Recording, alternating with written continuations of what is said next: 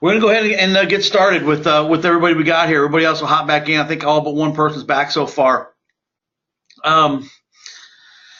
Ashley, I see you got a microphone that's still open. Why don't you just give us a nice victory, man? Something good, something positive we can get going on here with while we get the session started today. Hey guys, can you hear me? Yeah. Hi. So this week, I guess I have started diving in and making my calls since getting my license activated and everything. Awesome. So far this week, we're at 31 appointments booked. Quite a few of them are pre-fire, so that is good. We're focusing on a lot of our last month's leads, so it sounds like that's a pretty good turnaround for where we're at. So. Awesome. And which team are you with, Ashley? I am with the Barker Hedges group. I'm sorry, with who? Barker Hedges, Brennan. Gotcha. Yeah. Okay, I appreciate that. And Sarah, since you're typing and we can hear you, obviously your microphone's open. Everybody got booted out, Sarah. We're not sure what, okay, but you're back in. Hey, why don't you give us something positive, man? Give us some nice victory you got for this week so we can get off on Well, it's been small and incremental, so I'll take what I can get. First of all, just getting the technology down. I had major technology barriers with my internet, and so I've pretty much gotten that worked out. So I've got the 3-line dialing up and running. I know it's basic, but it took a while, and that was really good. I have set a couple of appointments now, and my new goal is just to be able to do it consistently. Like, okay, I've gotten one here, I've gotten one there, cool, and it, I can kind of feel it when it's happening, and I'm getting more conversation happening with people. And so I was just on the phone with Eric just before we started, and I said, okay, my next goal is that I just want to consistently know that I can make an appointment happen. Mm-hmm. Okay, well, good. All good victories there. Fantastic. I appreciate that. And we have a time scheduled for it to get together tomorrow, right? Yes, we do. Thank you. Outside of the heavy calling time is what I understand. So prime. Yeah, well, we have calling time. I'm over at Eric's house, and we're dialing together tomorrow morning, which is why I wanted to have it a little later. No problem. That's cool. Let's grab one other one. I know we got a brand new guy here, Jake. Jake, can you hear us? Yeah, can you hear me? Yeah, like I said earlier, Jake is with our just got started with us like an hour ago. I talked to him 45 minutes ago and gave him the link. So hey, real quickly, Jake, you want to tell us who you are, what team you're with, and kind of what you're up to right now? So my name is Jake Schroeder. I work with the Synergy Properties team in Spokane, Washington. And I'm still just kind of getting settled in. I got my coworker with me here. His name is Jeremy Boucher. So he's kind of showing me the ropes. He's a little bit more seasoned than I am. So we're getting things rolling. So Jeremy's on the call too? So is Jeremy on the call too? Well, he's kind of running back and forth. He helped set me up. Okay, I got you. Fair enough. All right. Right on. Well, hey, couple of good stuff. Welcome to the group. I know it sounds like Adam had another new person here as well. And we're starting to do the groups a little bit different now. We used to be that a whole group would start together and they would stay together the entire time. And now we're bringing new people in every week. So we always have some new blood. We got some new people, got some new vibe going on. So we appreciate the new folks. And at any time during the conversation, especially in the chat box, it's a great way to just throw a question out in the chat box if you want to. There will be times today when I am asking for input from the group. That means you guys will have to talk. I'm going to be asking some questions. I'm going to need some feedback. You can answer the feedback via the chat bar, or you can open up your microphone and converse with me as well. So we're gonna hop into some stuff today, and we're gonna look at some systems. One of my favorite philosophers of all time is this guy named Mike Tyson, right? And Mike said that that everybody has a plan until they get punched in the face. And a lot of sales is like that. We think we know what we're gonna do. We have our script down. We know what we're gonna say, and unfortunately, the prospect on the other end of the phone says something different. And we don't know, what do we do now? Where do we go? And then, we're not sure what to do. So we hit the eject button and we get out of there. It's okay. It happens to a lot of people. Part of the issue that we have is people have their own process, the way that they do things. We get very focused in the sales world on the end result. And what we don't spend enough time focusing on is the process. We all want to get a certain number of dials, or we want to get a certain number of sales, or we want to get a certain number of this or that, or a certain quota. But what we don't focus on enough is the activities that is going to produce that quota. We get focused on, we're going to make X number of dials, but we don't get focused on the activity that needs to happen to produce those dials. We get focused on how many appointments we're going to set, but we don't focus on the process and the procedure that we have to go through to set those appointments. So we're going to talk about sales process today. And I'm going to give you some insights into why people do things the way they do. And if you've been in the sales profession for a while, you may recognize some things and say, oh my goodness, that's exactly the problem that I have. Wow, that's happened to me. Oh, I can't believe it. That guy hit it right on the head. That's exactly the problem I have. Now, how do I fix it? Right? So we're going to look at some different systems today. We're going to look at some processes today, and we're going to really peel back, the onion. We're going to open the curtains here on this thing and shed some light on the fact of why maybe we're having some problems out there in the world that we may be having when it comes to the sales in general. Okay? We're not going to be talking about a lot of scripts today. We're not going to be talking about a lot of say this, say that, say this. We're going to take a little bit bigger picture look at things today and look at the core processes that we need to have in place from a sales process perspective. I mean, sales go through a natural process. The only difference is the buyers have a process and the sellers have a process. And typically, whoever's process is the stronger is the one who's going to win. Whoever knows their process the best is the one that's going to win. So let's get on with it here. So everybody's seen this guy over here on the right. And I'm just curious, have any of you guys ever had a bad experience, with a salesperson? I mean, did you feel like you just kind of got used, that you had something that was done to you? Did the salesperson sound really scripted or unnatural? Did they talk too much? I'm just curious. Somebody out there step up and give me one of your horror stories, one of your bad salesperson interactions that you've had to deal with in your lifetime. Somebody's got to have some bad ones. I want to hear a couple.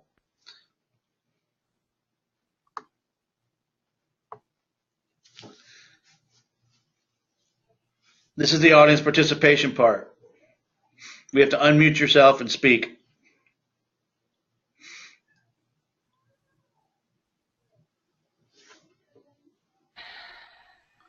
Okay, I bought a car. It sucked. What can I say about the sales experience? Yeah, you're in there and you're like, they know you want it, and you've already said you want it, and then they take you through this whole process where they're like sliding all these other things in on you, and you have to get these things in addition to the car that you are wanting to get, and all of a sudden you walk out of there and you're like, wait a second, that's another like $1,800 tacked on to the total of what I'm paying for this. You have some rust-proof under protection. You got some gap protection. You got some free oil changes that cost you $400. You got all clear coat, you name it. Yeah. Yeah, all this extra stuff that they add on to it. Exactly, and you feel like maybe they got you there at the end.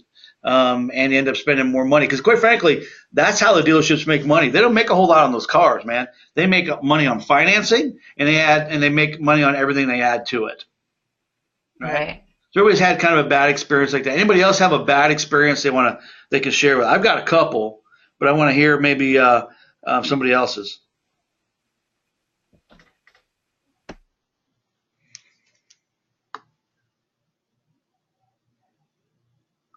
I'm gonna pick on Jake because we're big friends now since we've known each other for almost an hour. Jake, what kind of bad experience have you had with salespeople before? I always get in trouble with retail. I'll go in there and plan on buying one T-shirt and walk out with like 6. Well, that's why they have pretty girls that work in there, Jake. That is true. That's very true. So how is it they get you to buy 6 when you only want to buy 1? How'd that happen? They say that, you know, they have a deal going on, like you buy 1, you get the other 2 kind of deal, and for like a cheaper price. So I always end up buying more. I got you. So, so you end up sometimes spending more money than we intended to spend. You know, I've got a couple of experiences I can offer you. I bought a house in Colorado. This is a real estate story. I go to Colorado, and I moved to Colorado. I needed to buy a house, and so I'm in this little town in northern Colorado, and my wife and I decided to drive through this town to look for a house. We see a house that we're interested in, and so we go to the office, right? We go to the actual office of whatever office it was. We'll call it Century 21, right? Remax, something, I don't know. So we go in there, and we asked to talk to a real estate person. Of course, we only bought one house ever before. We bought that from a friend in Kansas, so we didn't know what we were doing, right? So this guy comes out, and he introduced himself. We ultimately end up, you know, working with the guy. He wants to sell us a house. The problem is the guy never listened to a word that we said. If I said I wanted I wanted to spend $200,000, he would continually show me $250,000 and $275,000 properties, up until the point where I had to threaten him that if he sent me one more property, I would fire him. If he showed me another property, it was over $200,000. See, his problem was we were qualified to spend $300,000, but I didn't want to spend $300,000. I only wanted to spend $200,000, and I was quite clear about that. I was quite clear about it because I had a young family. We were going to put one in private school. We traveled back to Kansas to meet our family frequently, and I didn't want to spend that much money. But he never, ever, ever listened to me, right? And so we're out driving around one day, and we get to a house, and I see a house. There's a flyer on the, one of those little things out front. So I hop out of the car to go pick up this flyer because I might be interested in this house. At the time I opened the flyer, the door opened, and the lady says, "Oh, you guys want to look at the house?" And I was like, "Yeah, I'd love to look at the house." So I go back. I tell the realtor, I said, "Hey, look, I want to go look at this house." He says, "But we don't have an appointment." I said, "I don't care if we have an appointment. The lady just said we could come in and look at the house. So I want to look at the house." So we went and looked at the house. The lady made the mistake of telling me inside the door that she and her husband had just built a new house in Cheyenne, and they were covering 2 mortgages, and they really, really, really they needed to sell the house bad. So now I'm armed with this information. And so now it's time to make an offer on the house. I'm going to offer low on the house because the lady just told me she's got a big problem and she has to sell the house. The real estate agent didn't want me to offer that low. He said we would never get it, that it would be an embarrassment if we were to do it that low, that we would make them mad, we would never get the house. And I said, you know what? Don't worry about it. Just make the offer. And so we made the offer. And ultimately, we ended up getting the house. Now, here's the moral of that story. I did not buy that house because of the salesperson. I bought it, in spite of the salesperson. And oftentimes, what we don't realize is we make a lot of appointments, we set a lot of meetings, not because we're so skilled, but because people want what we have. A lot of sales professionals spend a lot of time doing more damage to their situation than they do positive to the situation. We buy a lot of stuff not because of salespeople, but in spite of them. We buy stuff that we want, and we buy stuff that we need.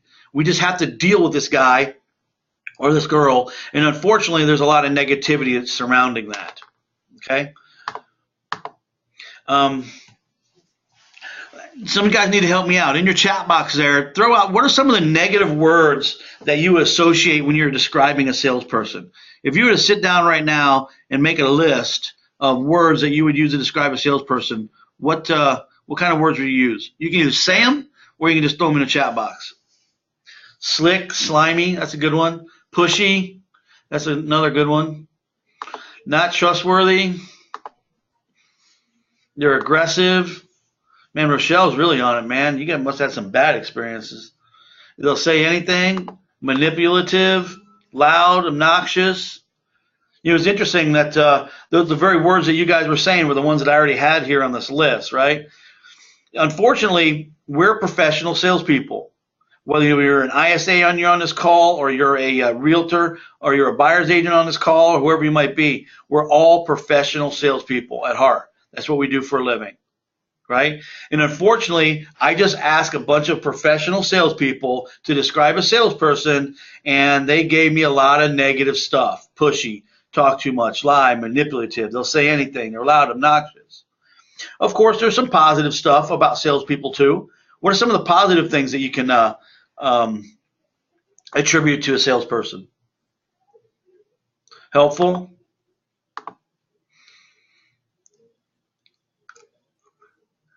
Wow, these are coming a lot slower. Resourceful, helpful, educated, knowledgeable, professional, friendly.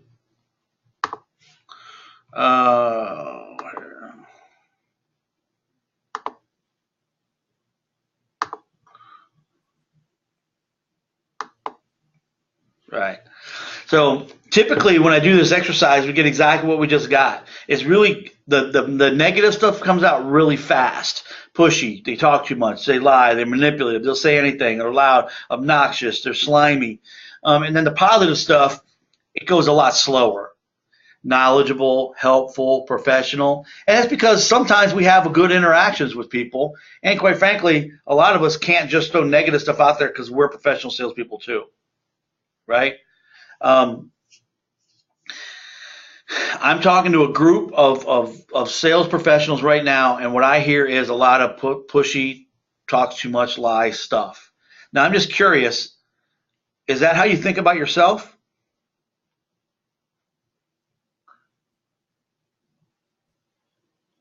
Anybody? Absolutely not. I want to be helpful. Rochelle says she's not that way, right? So we don't feel about ourselves that way. But would it be fair to say that the general buying public feels that way? I mean, if we were to sit down right now and we did this exercise differently, and we said, if you were sitting across from from a focus group of people, and you asked them to describe a salesperson, where do you think they would be? Would they be on the negative side, or do you think they'd be on the positive side? They'd be on the negative side, absolutely. I know that, and Sarah writes, I know that a lot of people that she dials feels pestered by us, right? Because it's not us personally, but it's all of the other people that came before us. So we are saddled and have to deal with the reputation that precedes us. In fact, my father worked for the federal government his whole life. And I remember telling my mom when I got my first sales job, and my first sales job was many years ago, and it was at a rent-to-own store. It was in a little small town. Half the store was rent-to-own. The other half was a video rental store. Back when they had video rental stores, before Redbox, right? And I won't tell you how long ago it was, but we carried both beta and VHS. Anyway, so it was a while back. So I remember going home and telling my mom, hey, Mom, I got this great new sales job. Or first I tell her, hey, Mom, I got this great job. She said, oh, that's great, Mark. That's exciting. I was like 17 years old, right? She said, that's exciting. What kind of job is it? Well, I'm going to be a salesperson down here. And her face just changed. She's like, oh, well, I guess that'll be okay until you can find a real job. And she was dead serious. Now, I've made my entire professional life in sales ever since then, just about, with a few little hiatuses earlier on for the Marine Corps and some other things. But that's how people feel about us. They don't have a great impression. So what we have to understand is people have designed a defense to salespeople. And I need somebody to hop on the air here and talk to me for a moment, because if I just talk to the screen this entire session, this is not going to work out really well. So somebody open up their microphone and interact with me. I'm here. This is Dennis. Thanks, Dennis. Hey, I appreciate that. Dennis, the people have developed an armor almost, if you will, to deal with salespeople. It's kind of a negative here about that wall coming up. I'm just curious, when you have to deal with a salesperson, whether it be you're buying a car or if you're in a retail store or anything like that, and somebody walks up to you and says, "Can I help you?" What do you typically say? Well, it depends on the person. It depends on their approach. If it looks like they really truly want to help me, I'm pretty open. Yeah. But if it looks like they're going, if they start out the conversation really pushy, then I put my guard up. Gotcha. Get your guard up. And a lot of times when we walk into a place, I mean, you often hear yourself saying, say you walk into a retail outlet, maybe a electronics store, and the person walks up to you and say, "Can I help you?" Typically, what's our response? I'm just looking. Right. I'm just looking. Yeah. Now, I don't know about you guys, but when I walk into a store,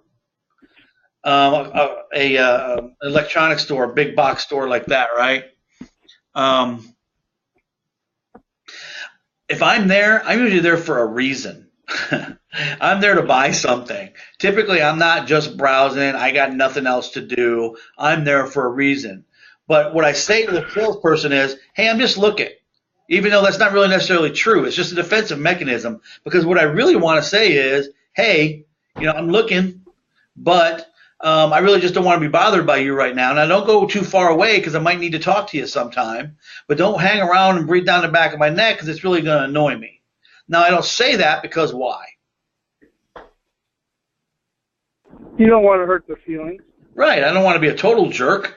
I don't want to hurt their feelings, but it's socially acceptable to tell a salesperson something that's not necessarily the truth in that type of frame of mind. So when you go to negotiate and you go to buy a car or any large item and they ask you what your budget is, how many of us tell people what our budget is? I don't. The true budget. What was that, Dennis? I guess I do. I said I don't share that with them. Right.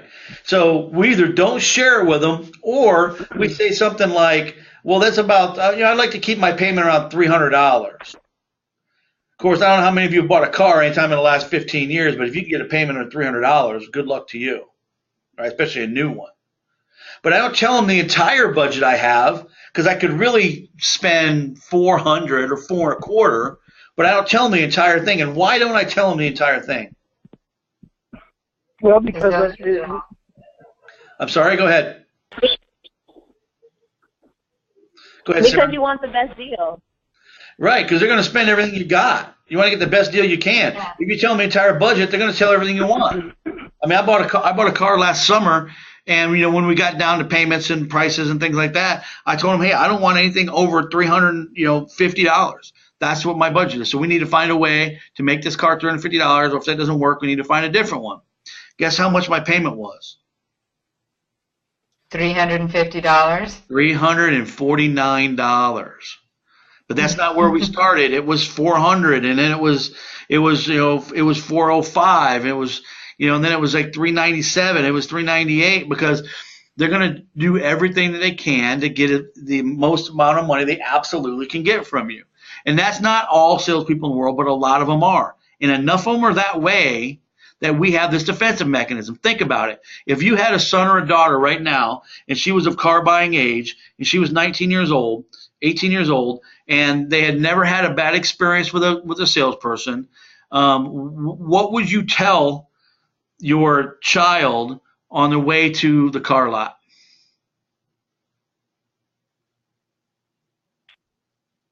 Don't accept the first offer or whatever, don't accept what they give you. Right. Not only don't accept the first offer, but you would probably say, "Hey, don't go alone. Take somebody with you. In fact, take me with you." Right? Yeah. We would program them, even though they haven't had a bad experience, we would program them to be defensive before they ever got there. Right? And there's all kinds of articles, there's all kinds of stuff out there. I don't want to beat a dead horse, but what I want us to realize is there is a resistance out there in the world. And I don't care whether it's a used car salesperson, I don't care if it's a retail person or if it's a real estate person. There's studies that are done, and the last study I looked at as far as trustworthiness with salespeople, and the study shows that the vast majority of people do not have a high trust factor when it comes down to real estate. In fact, it is actually scored it is actually below a lawyer, but it's one step above a car salesperson. So when you call and you say, I'm so-and-so with Keller Williams, or I'm with RE/MAX, or I'm with Select Homes, or I'm with the Synergy team, right? And they figure out you're in real estate, whoop, automatically it goes up. And because of this, customers have designed a process on how they buy things, okay? And the process looks like this. Step one in the buyer's process is to hold information back, but they want to get you excited. So you hear things like, wow, yeah, we're really out looking today, man. If we find the right one, we're going to buy it. You ask them, where they are in the decision process, and you're like, if we find it, we're going to move. Their idea is they're going to give you as little amount of information as they can to get what information they need. There's a number of really prominent sales trainers in the real estate world, and they'll tell you when somebody calls your office and they ask about a home and they ask how much it costs, there's two things that they have on their agenda. One is to find out how much it costs so they can eliminate the house or whether or not it costs too much, right? Two, they want to eliminate the salesperson as quickly as possible. They want to get the information, they want to get off the phone in most cases. And some of you may have experienced that, where people just want information about a particular property but don't really want to give you any information. Anybody had that experience? Yes. Yes, absolutely. Yep, Deborah says, yep, she gets it all the time. In fact, I hear her get those calls. So the first step in the buyer's process is to hold back information. We teach our kids, don't tell them everything you got. Don't tell them how much money you have. Don't tell them your budget, right? They want to hold back as much information as they can, but at the same time, they want to say things that get you, the salesperson, excited. Okay, that's the first step in the buyer's process, the customer's process. The second step in the customer's process is to take your information with no promise of anything in return, right? Their job is to get, because you're an expert, is to get your information. They want to know about the home. They want to know how you would market the home. They want to know what's different about you. They want to know, how all the things that you want to know, but they don't want to promise anything in return. In fact, I just had a conversation with an agent the other day. The guy wants to go out and look at houses, but he doesn't want to sign any buyer's agreement. I want to look at some homes. I want to have you drive around in your car. I want you to get on the MLS and look for homes for us to talk to. I want you to call the listing agent to set up the appointment. I want you to show me where it's at. I want you to give me your advice. But, I don't really want to sign anything. So the second step of their process is get as much information as they can from you without anything in return. I don't know what you call that, but I call that stealing, right? When you take something and you don't give anything in return and I can't get it back, that's called stealing, man. I don't like people to have my information without something in return. Now, does that mean that I won't be helpful to people? No. Does that mean I won't answer questions to people? Absolutely not. It doesn't mean that. It doesn't mean I won't come from a place of service. Certainly I will. But I have to recognize what the buyer is attempting to do. Not what our reaction to it is, but right now we have to recognize that the buyer is attempting to get information from us. So we need to learn some skills on how to kind of dress that down a little bit and also get some information back, right? I know, Deborah, you're on here, and I know you've been making some calls to IVR lately, and they want to know about the house, and one of the things that we try to do is gather information about them. Is that correct? You can type it in. Yes. Yeah, or you can say it. Yeah. And so we need to try to get information back. The third step in a customer's process, after they, lie to you to get you excited, some people don't like the term lie. They don't like the term buyers or liars. I don't like to say that either. But I've been reminded a couple times in my life, if you only give part of the information and you don't give all the information, it's a lie. For instance, say you're out with your boys and having a few drinks. and you decide to stop by the local gentleman's club because your buddy really wants to go there and you're trying not to, but he just broke up with his girlfriend anyway. So you end up at the local gentleman's club, and then you go home. And then your wife, your girlfriend asks you, so where you been tonight? And you say, well, we went out with the boys and had a few drinks. And you just happen to leave out that part about you went to the gentleman's club, but she finds out later, guess what? They'll tell you right up front that was a lie. You left it out. You didn't tell them. So the first step in that process is to lie. The second step in the buyer's or the customer's process is to steal. The third step in the process is to just face it, is to lie again. Is it tell you exactly what you want to hear to keep you excited. Think about the time when you were out looking at a car and you didn't buy it. What did you tell the person? Oh, I really like this car. I really just want to go home and think about it. I'm just not quite ready yet. But you know what? If I buy one, in fact, you got a card? You got a business card? Because when I come back, I want to make sure I see you. And then we leave and we drive down the highway and we clean out our car 2 months later and we throw away that business card along with the McDonald's sack in the back seat because we never had any intention whatsoever of calling that guy again. Now, who on here has never done that?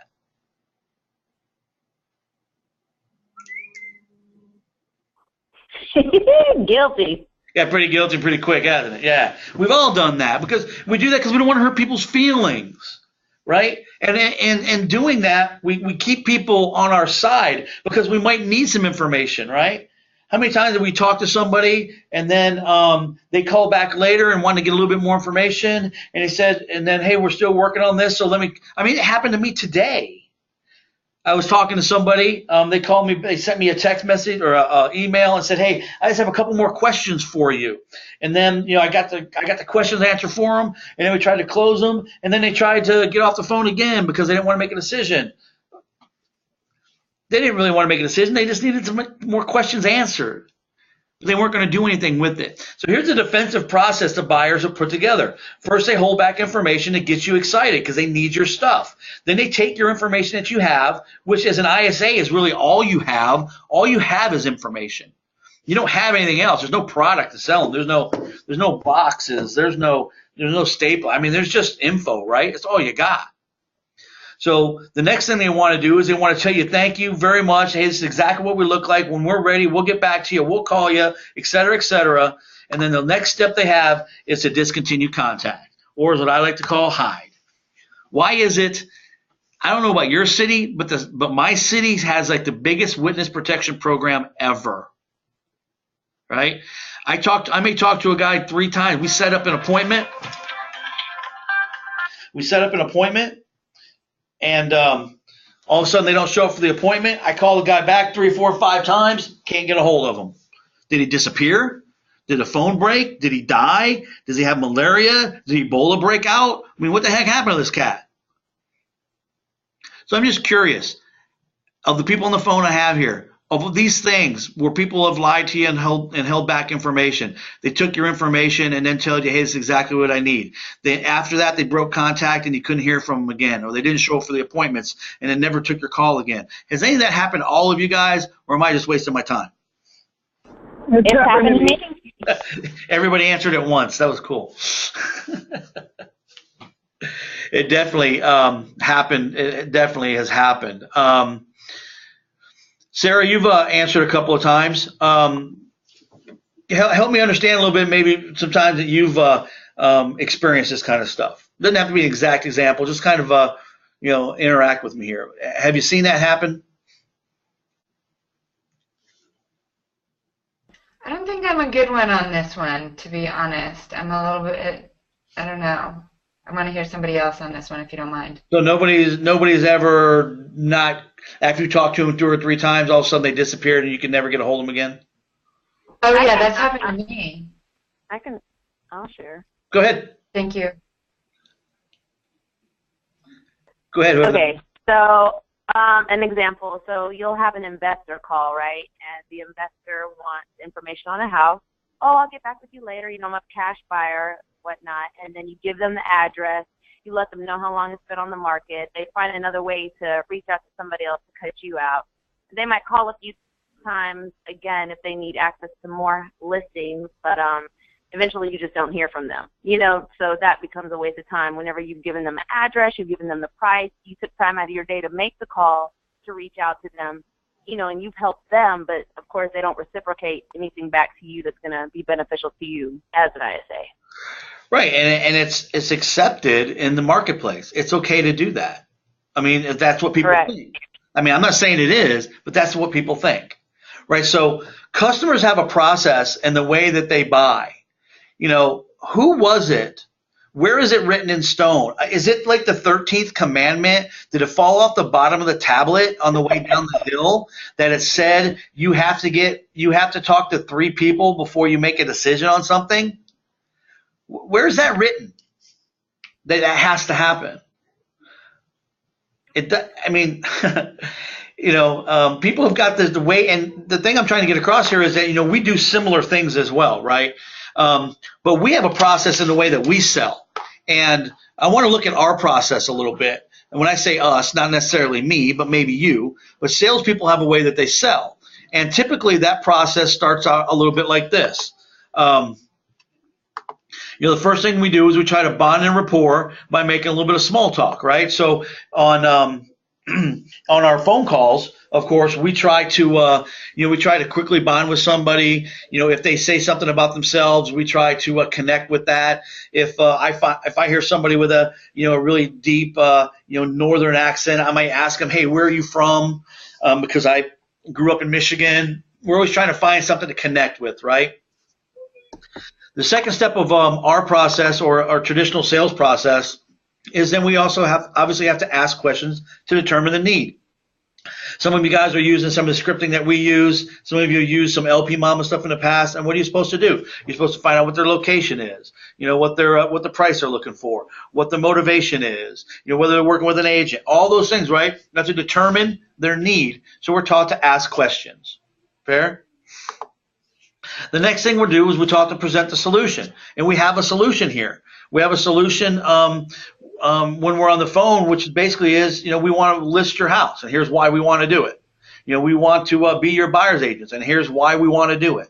Right? So we have this process where we have went out, we've made some small talk, we ask them some questions, and then we present them a solution. What do we do after we present them a solution? What's the next step for you sales killers out there? What's the next step in the process?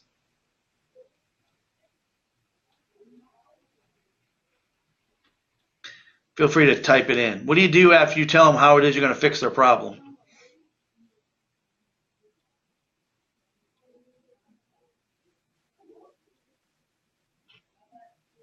Nobody knows. We close. Next thing we're taught to do is close, right? After we find out what their need is, we tell them how we're going to fix it, then we close, right? And sometimes when we go to close, sometimes we get a yes, sometimes we get a no, sometimes we get a think it over. If we get anything other than a yes, if we get a no or a think it over, what are we taught to do? We're taught to find out what their stalls or objections are, and we're taught to handle those stalls and objections and then close again, right? And then we're taught to handle those stalls or objections that they have, and then we close again, right? And so we go back, just push back and forth, handle, close, right? And then eventually we get a yes or we get a no. Sometimes we get a yes, oftentimes we get a no. Too often we get a think it over. And then we're taught to do what? Follow up. And then we're taught to follow up, and then we're taught to follow up, and then, well, you can kind of see how it kind of goes from there, right? So buyers have a process, or customers have a process they use to buy, and most of us have a process we use to sell. And the process we use is we create, some bonding and rapport by a nice, good opening. We ask questions to determine need. We present our solution, and then we close. Right? We learn to handle stalls and objections, and then we close again. And then we handle, and then we close. Somewhere along the line, they either get worn out and say yes. They finally say no when they hang up, or they can say, well, I want to think about it. I want to talk to my husband. I want to talk to my wife. I need to think about this. Can you give me a call back Friday? And then we're taught to follow up. So does anybody on here have a different process than that they use to sell?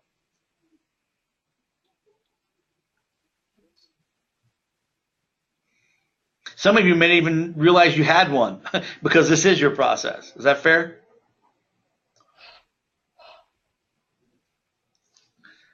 Yeah. Yes, thank you. You guys realize that you can't actually speak. This is amazing, right? I know usually you just listen to Adam talk the entire time, straight through, and stuff like that. But I know that's not the case either, because I'm on the calls sometimes in the background listening to his calls, even though I may not be interacting. Okay, so this is basically the way that it goes down for most people. Well, congratulations, because if that's the process you use, you sell just like everybody else in the world. Right? Almost everybody else. I sell differently. Other people I know sell differently. But you use a very traditional sales process. Actually, you're using a combination of a traditional sales process meshed together with a consultative process. And it's important for us to understand where these processes come from if we're going to do things a little bit differently. And it is important that we start to learn to do things differently. And I'll show you that why here in a few minutes. The traditional sales process, the first books on sales were written in the 1860s. And one thing we learned back then was there was a basic way that people used to sell back then, and it was like this. It was you presented first, and then you handled stalls and objections, and then you closed. So there was no needs analysis. There was no asking questions to determine need. You guys have all seen the old cowboy movies where a guy pulls up with his wagon, and he starts selling snake oil out of the back of the wagon. He hops up on the podium, and he starts yelling out to the crowd and telling everybody, this is why you need this and this is why you should buy. Doesn't whether they needed it or not, he was going to try to sell it to them. And people used to go door to door to door to continue to do that. They sold everything door to door. We're going to go and present, and salespeople had their presentation cases. The only people that really still do this are the Kirby vacuum people. And there's some people out there selling magazines and stuff. And infomercials late at night are the same way. Right? It doesn't matter whether you need, this cool water bottle I have in front of you. Let me tell you why you need it.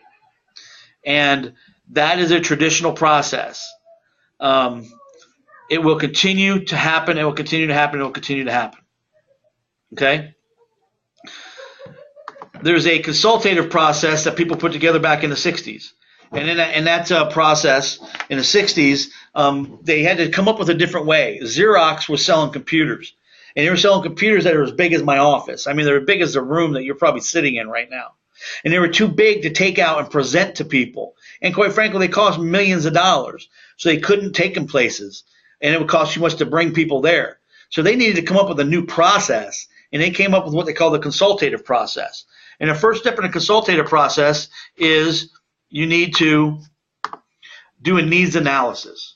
And what that meant was you need to, if you were going to spend all the time, effort, and energy to get into very intimate detail about this big, giant computer system, you needed to make sure you knew three things first. You need to make sure you were talking to the decision maker, that you understood what their budget was, and if they had one and they could afford to buy, this giant computer. And quite frankly, you need to find out if they had a need, because people weren't going to spend millions of dollars unless they needed to. If they had a need, you better make sure you're talking to the right people, and you better make sure they have a budget available to meet the need. So are you starting to hear some comparisons into some of the stuff that you do now, right? From decision making to budget to need, right? Some of the questions that we ask. Yeah. So we've actually went from a traditional process, and we're starting to use a consultative process. The rest of the process is after we do a needs analysis. After we find out who the decision maker is, what the need is, and whether or not they have money available, right? And that's one of the reasons why we ask people, have you looked into what your buying power is? What kind of budget are you looking at when you're looking for a home, right? Because we were taught that from Xerox and those gurus that you need to find that out. The next thing you do after you find out the need, the decision maker, and the budget is you do your presentation. You tell them how it is you're going to fix their problem. Right? So if a guy's house came off the market, we ask them a bunch of questions about the house, and we tell them what it is we're going to do for them in hopes that they'll, meet with us and then list with us, right? The last thing we do is we close. And then we get back in that same thing where we close, and then if we don't get a yes or no, we go back and we handle a stall or objection, or we handle, we close again, we get to think it over, and then we follow up, and we oftentimes get back in the same trap. Buyers know what salespeople are going to do. They know when you're going to try to close them. They know when you're asking questions because you need to find out about what their need is. They know. They have designed their process to combat our process. And so what we need to do is we need to start working on and coming up with a bit of a different process. And that process looks like this. Here's why we've designed a new and a different type of selling process. You guys have unknowingly been being taught this process over the last 2 weeks, 3 weeks, 4 weeks, 6 weeks that you've been with us. If you go on into the advanced session that we have that will start in, I don't know, a few weeks for some of you. Some of you are brand new, but eventually when you get to our advanced group, we're going to tear apart this process and we're going to learn each individual step. And we're going to hone your sales skills to a level beyond what you even thought was possible. We're going to get you to a point where, quite frankly, you're better than the people that are around you. Not just better at reading a script, not just better at asking a few questions. You're going to have an understanding of the process, the psychology of the process, why people make decisions the way they make them, what motivates them. We're going to get into more transactional analysis. We're going to get into more NLP. We're going to get into more communication and how people communicate. We're going to dig into and, quite frankly, arm you with all the skill sets that are I'm selling you now. Very good. We're going to arm you with all those skill sets. Now, I'm selling some people tyranny because some people are already going into the program. Some of them aren't, right? But this process here that we're really going to dig into, I'm going to teach you some things right now as well that you can use, because here is, look at the home buying process. It says home buyer process, but it should just say customer buying process and the traditional process. On the left, right, the customer is holding information, and we're trying to make small talk and ask questions. So we're trying to ask questions because we're professionals, right? We want to find out what location they want to be in and how much they're looking for. And we're asking questions to see if we can figure out how to help them. The problem is they're holding information, as much information back as they possibly can. So right out from the gate, we got a push-pull situation. We got a situation that's an adversarial situation. They're asking questions. I'm asking questions. They don't want to give up the information. I'm asking deeper questions. They don't want to give up the information. So we have this headbutting that happens right away, right? So we got to learn how to kind of get away from that. Now, we've been arming you with some of those skills already, and some of the scripting and the outlines that we use are designed specifically to deal with some of that, okay? The next thing is you want to deliver a presentation. You give their information. They want to take it, right? So you're readily giving right into it. They want to get all the information you can, and we're taught as salespeople we're supposed to make a pitch. We're supposed to tell them what it is we're going to do and how we're going to do it and how we're going to fix it, right? And so you're asking all the great questions, but you're going to put your presentation, or you're going to do your close, right? You're going to close based on the faulty information that they gave us to begin with. So here we're trying to do the best job that we can, but the information we're delivering is based on what they told us, and what they told us isn't necessarily the truth. Right? And then, of course, they want to keep you excited, and we're taught to handle stalls and objections, and we want to close them, but they want to disappear. We want to get an answer, but they want to disappear. We just want to get a yes or a no, but they don't want to give us a no. They'd rather tell you think it over than tell you no, because they told you no, you might be mad at them, you might try to close them again, but they know darn good and well if you say you want to think about it, eventually you'll go into follow-up mode, and they can get away from you, and they can leave us alone. So does that mean that we never sell anything? Does that mean we never set appointments? Absolutely, it does not mean that. It means that there's a lot of room for improvement if we do some things differently based on what it is I know a prospect is going to do. So if I know what they're going to do, it makes a whole heck of a lot more sense for me to start to design a strategy, right, that will do better against them than the strategy I have now, which quite frankly is the same strategy that every other ISA is using that is making a phone call. I don't suppose any of you have called one of your prospects and they said something like, wow, you're the third or fourth one to call today, or the fifth one or the 10th one. Has that happened to anybody? No. No, that's never happened? You need to call more people. Anybody else had that happen? Because I know it has, because it happens to me all the time. And I coach with a lot of people. Wait, I might not have heard you right. Are you referring to us, like someone from our network? No, like if you called somebody on the phone, if you called a prospect, you called a FSBO and expired, anything like that, you ever called them and they said, wow, you're the third or fourth or fifth person to call me today. All right. So, if you're calling on expired leads or you're calling on a for sale by owner or withdrawn, you're not going to be the only person in your market calling. I haven't had those calls yet. We use Boomtown, but I haven't called any expired or FSBOs yet. I'm still new. I've been doing this 3 months, so I haven't experienced. Okay. Well, get ready because it'll happen. That's fair enough. I understand you're in Boomtown. You're working on internet leads and newer leads, etc. So that makes sense. That you haven't had that experience yet, but somebody else just typed in while we were talking. It definitely has happened to them, and it will happen to you.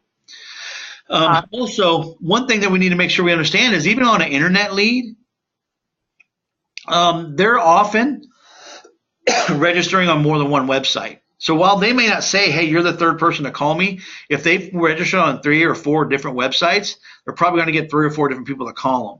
Maybe not in quick succession like it is when something expires on the first of the month and everybody and their dog is trying to call them that day. But you're not the only ISA calling on somebody, whether they tell you or not. And the problem is that almost every ISA is using the same thing. And so the prospect knows what's going to happen.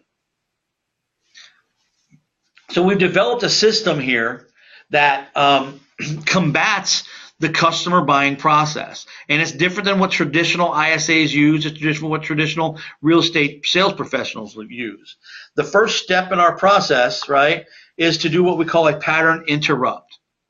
The type of opening that you're using on your call is actually different than if you go pull a lot of the other scripts that you see out there. If you listen to a Mike Ferry script, or if you listen to a Bob Corcoran script, you'll notice that there's some similarities, but you're going to see some different things in ours because we have to say something different. If I say to somebody, to a FSBO, hey, if I was to bring you a 3%, if I was to bring you a buyer, would you be willing to pay the 3% commission? That's what everybody else is saying. So we have to say some different things. If we want them to treat us differently, we have to act differently. So if I say the same things that all the other ISAs or all the other realtors are saying, I'm going to get the same treatment. So I've got to change the pattern on how we interact with people, whether I'm on the phone or if I'm sitting out in their home across from the table from them trying to get them to sign a buyer's agency agreement. The next step in the process is we have to learn how to create mutual agreement. Right? What's the process to use mutual agreement? Sometimes I talk to people on the phone here. They finally get to the point where they're starting to set appointments, but they find that their appointments aren't showing up. They have a close ratio, or pardon me, a ratio of people that actually show up, which is lower than they would like to have. Sometimes when we first start working with ISAs, their ratio of appointments to people that show up is less than 50%, and they need to increase that. One of the problems that they have is they're not setting a good mutual agreement for about what's going to happen when they get together with the real estate agent. So a lot of times the people leave the phone call not really realizing what's going to happen next, and so they start to feel uncomfortable and they decide not to go. They decide not to go because they feel like, oh my God, I'm going to have to go deal with that salesperson. And so those appointments fall out. We have to learn how to create mutual agreement at a level that they understand exactly what's going to happen each step of the way. And once we do that, you'll see that the ratio of people that show up to the appointments you set will exponentially increase. The next step of the process is we need to learn people's what I would call their true motivation. Finding out that somebody wants to move because they got a new job is not necessarily their motivation. Finding out that somebody wants to move because the kids moved out of the house and now they're empty nesters is not necessarily motivation. Finding out that somebody wants a shorter commute time because they spend all day long driving back and forth to work and they miss the time in the evening with their family is not necessarily motivation, true motivation. It is a motivation indicator. See, we have to get really good at getting 2 or 3 levels beneath that.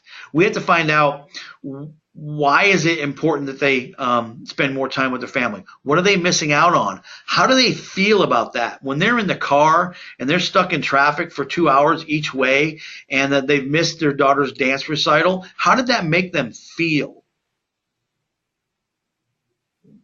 Because once I find and get an emotional connection to the problem, everything else flows really easy after that. Because it's real to them. It's not me trying to give them a bunch of features and benefits of why they should meet with me. If you find the real source of somebody's problem and then say later, well, Jessica, I don't know if it makes sense or not, but I think one of the things that we can really help you do is shorten that commute time. If I could connect you with one of our expert buying agents and they could show you how you might be able to buy a house 6 months sooner than what you thought you could, would that make sense to you? If you could find a way to spend a little bit more time over the next 4 or 5 months with your daughter instead of sitting in traffic. See, it would make a whole heck of a lot more sense and a lot easier to close if we're dealing with their issues instead of what we want to know. So we have to learn how to get 2 or 3 levels beneath the surface, beneath the lines, in that gray area. And there's some definite questioning techniques that we can learn along the way. Adam's already teaching some of those to you, but we'll take that even further as we go on longer. And we need to learn how to talk about budgets. We need to learn earlier, Dennis said he doesn't share that information with people. Well, we as sales professionals need to learn how to get it, but we need to learn how to get it in a way that is comfortable for the buyer to release that information. We can't just come out and say, so what do you want your payment to be? There's a way to ask that question, and there's a place to ask that question. It's not during the first 30 seconds of a phone call when I just met somebody. I can't talk about money until I talk about motivation.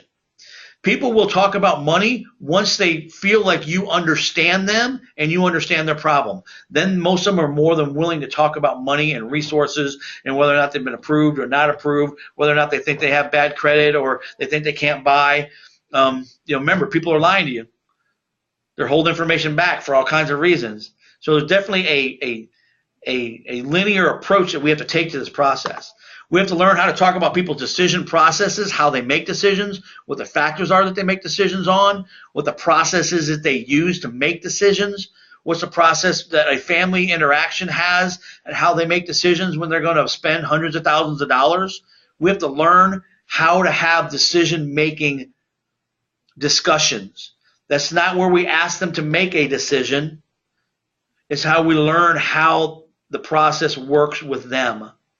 And once we're able to do that, we're able to help walk alongside them so they can make a decision. We then have to learn how to do a proper presentation, a proper close, a proper implementation of the information that they told us because it was going to make a difference on how they were going to make a decision. And then we have to learn how we tie this thing up in a nice little package. All of these things, all of these 7 steps happen during your 2 or 3 minute phone call. Whether you just don't realize it. All of these things are happening when you sit down across from somebody and you have to sign a buyer's agency or you're going to negotiate a deal. Because I know there's some people that are that are real estate professionals beyond ISAs on this line as well. There's some buyer's agents on here. There may even be some listing agents on here.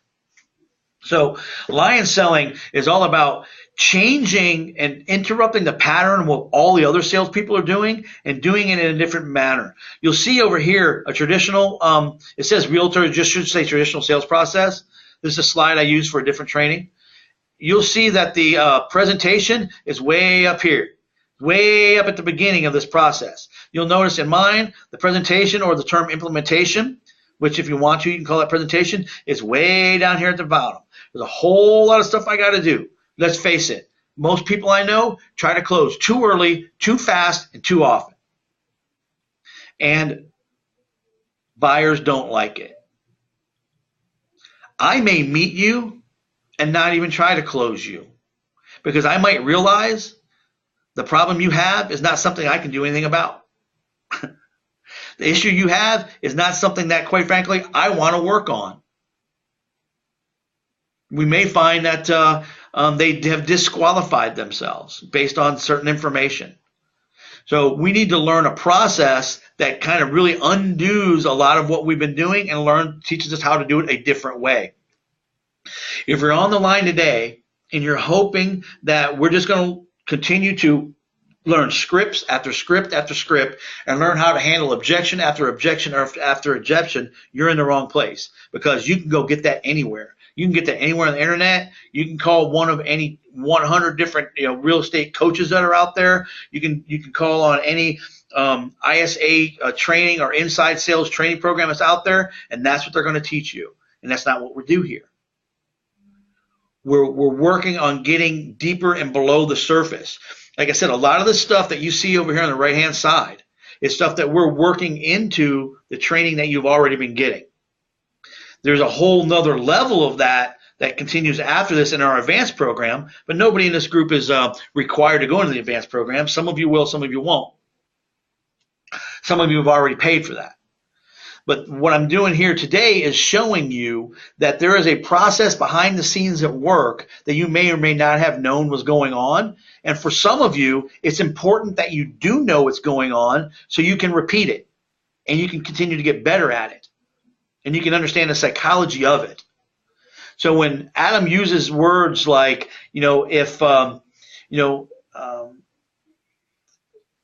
we do here is we help people expand and explode the marketing of their home, or he says stuff like, well, I apologize on behalf of the industry because one of the number one problems that we find in real estate is lack of communication.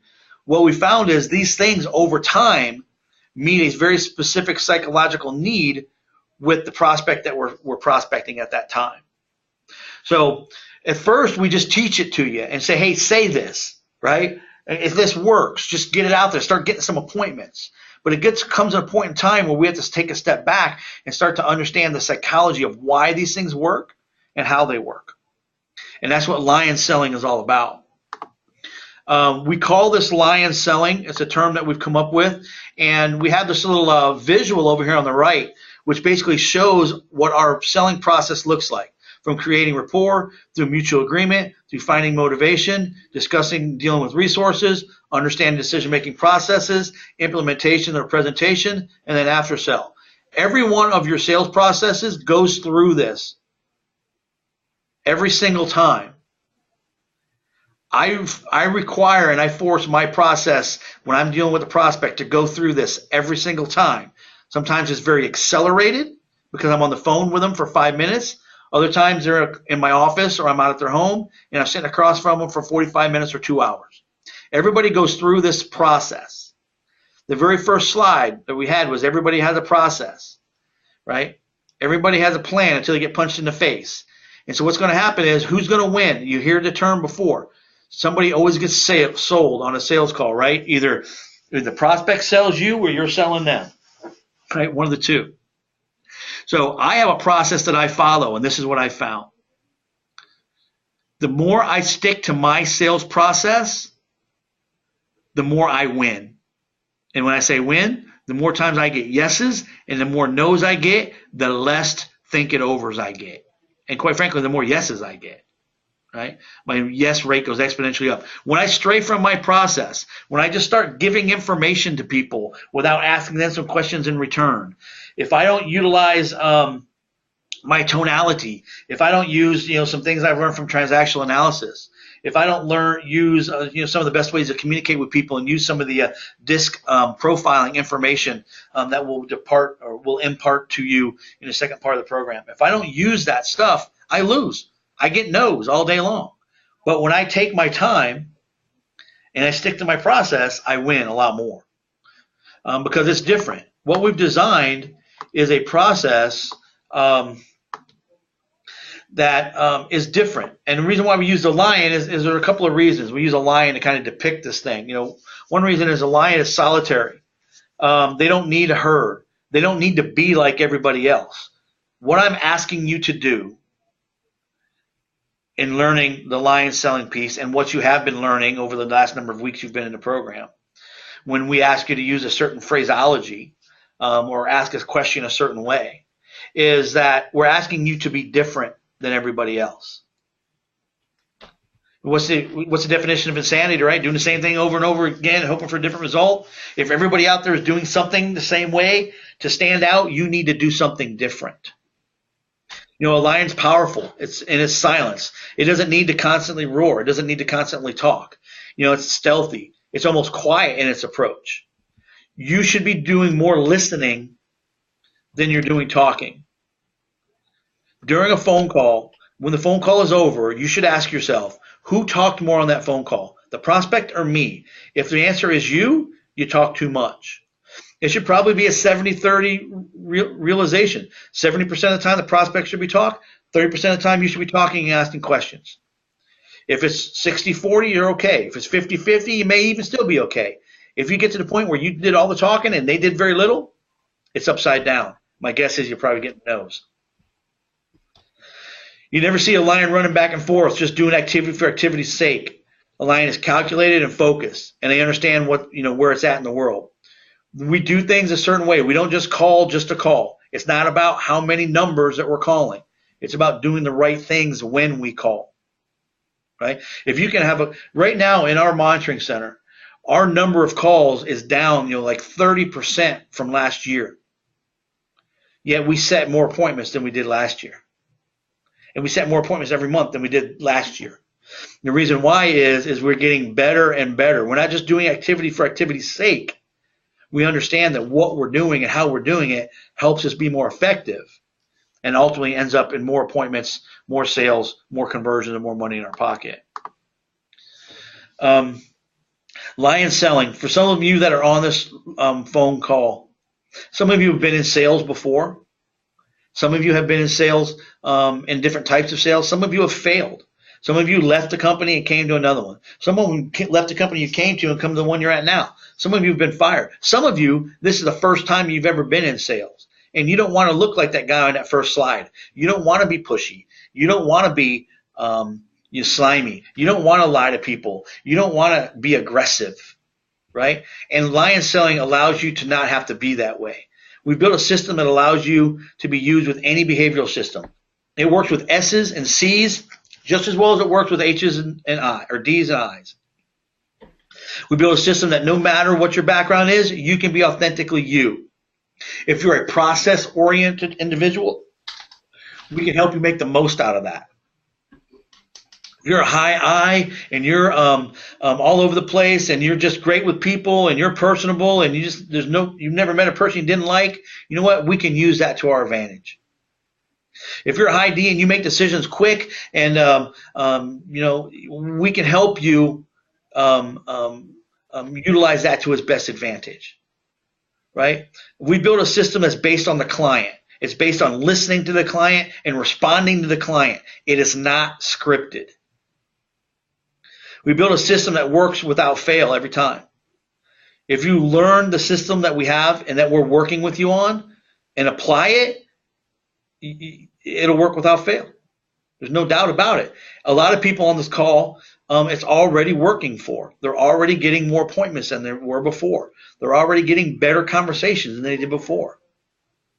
Right? Lion selling is about learning and understanding how to best communicate with your client, taking them through a consultative process where they will discover that what you have is what they need. It doesn't happen overnight. It doesn't happen right away. It takes 90 days minimum to get this thing going. It takes 4 months to kind of start hitting on our cylinders. It takes longer to really achieve the levels that we want to achieve. So we're working on this all the time with you guys behind the scenes. Now I know I've done a lot of talking here in the last 45 minutes. I'm just curious with people that are on the line here. What is it that maybe something that you picked up or learned, or maybe some connections that you've made based on maybe some of the things you've been doing, and now that I'm starting to explain to you that we're doing? I'm curious to have somebody kind of step up and maybe give me a little bit of insight here. I'm not going to call on anybody specifically, but somebody give me some insight as to something they may have learned or noticed in this process that we just went through.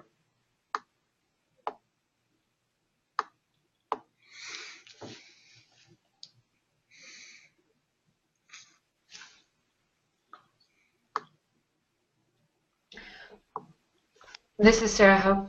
I think I'm somewhere in between the scripted and the not scripted. Like I still look back at it, of course, and need to follow it, and I'm really trying to engage that place of okay, this is what they're saying to me. What's the best thing? Where do I engage them? How do I connect with what they're actually saying to me? And so I recognize that, and I recognize that I still have a lot of blocks in that area that I go think back to the default of like, oh, well, here, let me just sell you on it. Yeah. And because that's what happens is under pressure, we fall back on that which we know. And what we know is to sell, right? Let me just explain it to you. And I start talking to them, right? And that's what happens. I'm glad you recognized or pointed out that you were between one place and one place, because that means that there's growth going on there, right? And the first step in growing is recognizing that you need to grow and you need to do some things differently. A lot of times we come in and we have what we call a unconscious competence. We're doing some stuff and sometimes it works, but we don't know why. We just know if that worked, I probably ought to do it again, right? And so we try to keep doing that. But we never really get to the point where we really fully understand exactly why it's working. And when we get to that point, then we can repeat it over and over and over and over again because we understand what's going on behind the scenes. So I appreciate you sharing that you're in between those places, because that means you're on that growth pattern. The next step in that pattern is, you know what you should do, but you don't always do it. And that's actually kind of where you're at, I think. You know what you should be doing, but you don't always do it. So then you kind of fall back to the old behavior. The next step in that is you know what you should do and you do it. Maybe not all the time, but you do it more times than not. And then eventually you get to the point where it's more mastery, where you know what you do it, and you do it all the time. Right? You don't always get the yeses, but you do it, right? This is Dennis here, and I'm in the same spot. I got the script drilled into me for about a year, and now I'm kind of switching over to, how I'm being taught now, which I like. But I'm kind of I'm in the spot where I would call consciously incompetent. I really, seriously, I really got to think about what I'm doing. And I'm trying really, really hard to get to the spot where I'm consciously competent, to where I'm thinking what I got to do, and I'm getting really good at it. But I'm kind of in between both spots, and it's just trying to get rid of the old and then bring in the new. And I get stuck sometimes. But again, like you say, it's a growth pattern. So right. And that's why we've told, the rainmakers, the owners that are online that, hey, you know what? That's why the first part of our program is 4 months long. I know if I bring in an ISA and they're sitting in a glass on the other side of the wall from me right now, where our ISA is sitting, and if she's sitting in here with us, immersed, and she's got a mentor sitting next to her all the time, and she has a supervisor, and Adam coming by, all the time, we know it takes 90 days to get somebody from zero, up to speed. Right? So there's time that has to happen here. And we know it takes time. So if you're new and you're frustrated because you've been here for a week or 2 or 3 and you haven't got a bunch of appointments, and it's okay. It's okay, because that's part of the process. Dennis, what I would suggest to you is, since you're going from being very scripted to working a little bit less on scripts, is to really concentrate on the questioning portion of the outline that you're using. The opening is great, right? Because it's pretty scripted. You can stick to that. Works every time. Gets it in. Gets people connected. We know we only got 7 to 10 seconds to get their attention. You got their attention. The real work for you would be in the questions, because you can always go back to the outline. You can always go back to the script. So when I ask somebody, I'm curious, would you mind, sharing with me where you guys were thinking about moving to? And they say, well, we want to move to Nevada. You say, Nevada? That's interesting. Why Nevada? And they tell you a little bit more. Well, how long have you guys been thinking about moving to Nevada? About 6 months. Oh, that's great. So it sounds to me like you've had a little bit of trouble, selling your home. It hasn't went as quick as you would like. What's the big deal going to be if you don't get to Nevada, as quickly as you would like? So what if you have to wait another 5 or 6 months? And they say, well, that's going to mess us all up. We got a job. We got to go, right? So I'm still inside the framework of my call. I'm just getting a little bit deeper, and then I can pop back out to, well, here's what I can do for you today, right? And then we go back into the more kind of scripted part of it. So you really just need to work, Dennis, on the middle part of the questioning and getting a couple levels more deeper than you were before. Got it. Yeah, I kind of, this morning I made a couple of appointments, but I got stuck, a little bit, and it's exactly, you hit it right on the head. That's exactly what I have to do. Yeah. Well, congratulations on getting a couple appointments today, man. That's exciting in of itself. So I would say you're probably more unconsciously competent than you are incompetent. Okay, but there's more room to get better and continue to work on it. So I keep at it. So I know there was anybody else have another before we go? Any other observations that they've made here today?